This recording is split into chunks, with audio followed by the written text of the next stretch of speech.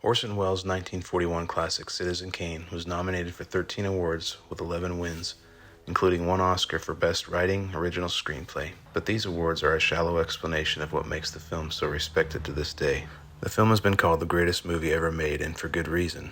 As film reviewer Michael Aranda explained in a Crash Course Film Analysis, Welles rose to public attention after the release of his 1938 radio drama, War of the Worlds. The studio execs at RKO were so impressed with Welles that they invited him to their studios and gave him complete creative control, which in and of itself is unheard of. Orson Welles himself spoke of this time in an interview with Dick Cavett. He explained to Cavett that the reason he was able to pull off such interesting and groundbreaking shots in the film was due to his own ignorance of the filmmaking process. When you were out there, I've always wanted to know the answer to this. You always hear that when you were 26 years old and you made Citizen Kane, and they said you can't do these things, you can't have the background in focus or whatever it was, or you can't shoot a scene that way, Mr. Welles, or young Mr. Welles, or Orson, or whatever they called you then. And you knew that you could. And how did you know this? Because I didn't know any better, and it's very much in the line with what Jack was saying earlier in the show. It comes from just, sheer dumbness. You're sure it's got to be you're good and you're great. It's ignorance. There's no authority in the world like it. He boasted that one of the reasons he was able to attain Greg Toland, who in Welles' mind was the greatest cinematographer of all time, was simply because Toland knew that Welles had never made a film before and did not know what the limits were. And I have the right to say it because I had in my first picture in Kane the greatest cameraman who ever lived, who was Greg Toland. And he came to my office and said, I want to work in your picture. My name is Toland. I said, why do you, Mr. Toland? He said, because you've never made a picture. And you don't know what cannot be done. Gee. And so I said, but I really don't. Can you tell me? He says, there's nothing to it. And he gave me the day and a half lessons. And he was right. Showed you how the camera worked. That's right. There's nothing to do. And so we had the day and a half, and there it was.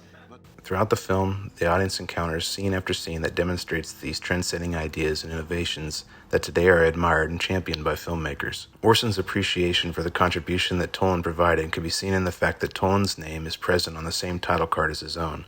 This is an uncommon way of listing credits, but demonstrates the respect that Welles felt for Toland and is no doubt one of the reasons for the film's success. The film utilizes a plethora of editing techniques that are commonly used today. One particularly interesting technique was the blending of matte drawings with physical sets. As Aranda observed, this can be seen clearly in the scene where Kane is giving a speech to his supporters during his campaign for governor. The technique utilizes optical printers and creates a larger-than-life feel to what is seen on screen. The process involved using multiple projectors to capture a single final product into one camera. The blending of two separately created images into one was not new at the time of the film's creation. However, Citizen Kane used the technique with perfection and drew the audience into the story. As I watched the film, in particular, the scenes that utilize optical printing, I cannot help but think that today we are in a similar situation where the use of virtual studios and CGI are being implemented to blend two separate images into one. As technology advances, the methods for creation may change, but it seems that the basic ideas are constant.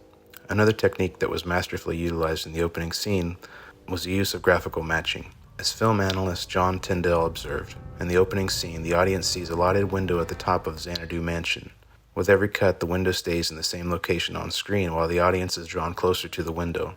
Finally, when the view is just outside the window, the light shuts off. When it comes back on, the audience finds themselves inside the mansion with Kane lying on his deathbed. The purpose of this technique is to allow the viewer to experience the transition rather than observe it. There are plenty of scenes to choose from when looking at the editing of Citizen Kane, but I'll speak briefly about two. At the 1:43 mark, Kane and Susan are in a room away from the guests of a picnic they are hosting. Susan antagonizes Kane and tells him that he does not love her but merely wants to be loved. This is not the only time this accusation is extended towards the character, but when Susan directly confronts him with it, Kane reacts by slapping her across the face. Simultaneously, the music in the party outside stops playing and a woman can be heard screaming in the background. You don't love me. You want me to love you. Sure.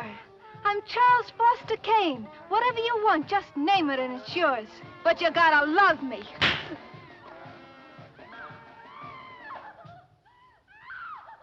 Don't tell me you're sorry. I'm not sorry. The audience is never told where the screams are coming from. We're not even sure really if the sounds are part of the world or simply in Susan's head. Regardless, the editing of the audio in this manner demonstrates to the audience the emotional turmoil that Susan feels with her place in life. The audio sounds as if a woman is being murdered, and for Susan, her treatment from Kane is nothing short of psychological murder, which eventually resulted in her attempted suicide. The music stops playing upon the arrival of the screams. For Susan, the show is over, as demonstrated by the abrupt discontinuation of the music. Perhaps the most obvious scene to speak about is the cockatoo. When Susan finally leaves Kane, she storms out of the mansion. At the 1:48 mark, as she exits the door, a cockatoo superimposes onto the foreground, coupled with the sound of a woman's scream. This scream, however, is different from what was heard in the previously mentioned scene. The woman screaming in the first sounds like a victim. Here, the woman is screaming out of what can only be interpreted as rage. Susan has had all she is willing to put up with and has decided to leave Kane forever. As she exits the mansion, the bird can be seen flying away in the same direction as Susan. When asked about this scene by Dick Cavett, Orson merely joked that the cockatoo was put there to merely wake up the audience, and that was the entire significance of its being there. I was going to say that everybody remembers, get this in, everybody remembers that one scene where you suddenly cut to a cockatoo screeching just before. That was to you wake into up the scene. audience. It's as That's simple the as that. entire significance of the cockatoo. I just can't get I can't get a pretentious answer out of you. Regardless of the original intent, the scene imprints an emotion on the viewer that would not be as impactful had the cockatoo not been there. Citizen Kane has been celebrated since its release in 1941. The awards it has received are only a small portion of the film's credit. It's hard to consider the impact the movie has had on the art of filmmaking, but one thing is certain. Its use of creativity, experimental editing, and cinematography are exciting. Wells had never worked in film and brought new ideas and inventions to the production. This, along with Toland's experience and expertise, made Citizen Kane a film that will be celebrated for generations to come.